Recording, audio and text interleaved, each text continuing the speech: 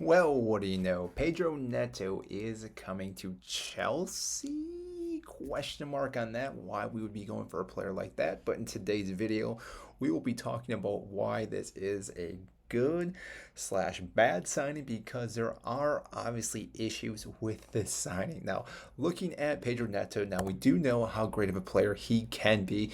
We're looking at SofaScore here, looking at his attributes. Now, obviously, we do understand this guy is a good player going forward. Creativity, attacking, technical ability, he definitely offers that. What we're also looking at here is the heat map. He's more on the left side, but this is, again, an issue that really we have to talk about because we already have quite a few left wingers. Raheem Sterling, Mudryk, KDH, just to name a few other players, plus now Pedro Neto, and yet we could also move around other players like Nico Jackson and Cuckoo. Palmer could even play on that side if he really wanted to. So we have a lot of depth, which again, it's hard to understand why we'd be doing something like that. But that being said, he is 24 years of age. So again, he definitely does have the capability of going a long time yet here at Chelsea.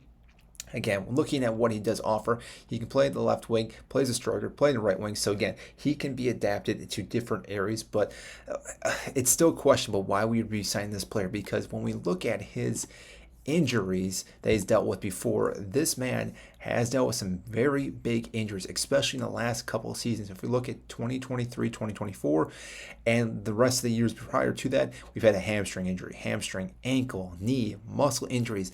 This man has dealt with quite a few injuries, and it would not surprise me if he's in the rehabilitated state when he comes here as well, even though he should be fully fit. But there's a good possibility he will be hanging out with Reece James and Ben Chilwell and probably half of our other squad players if he picks up another injury, because this isn't just a small little injury. This is something that happened time and time again. Now, the big thing though that Chelsea do offer to this player is that we do have so many players, so we do not have to utilize him every single match and for 90 minutes plus. So we can rotate him in, which is actually going to help this squad out.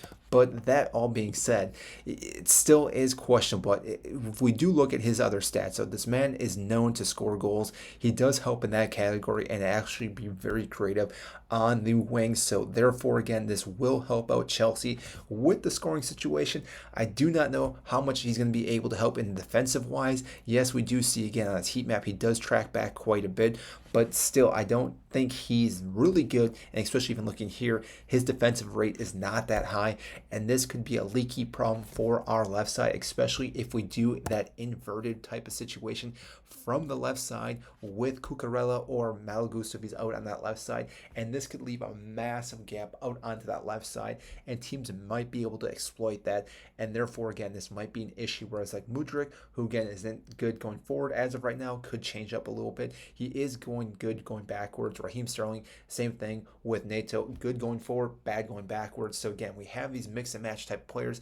If he can turn into this solid defensive player going backwards, like other Pedro used to have at this club, this would make a huge difference for that left side because, like I said, our left side is getting hit so hard as of right now, and even the center backs, they're getting hit. We're playing this high line, so we have multiple areas we need to look at when it comes to defense.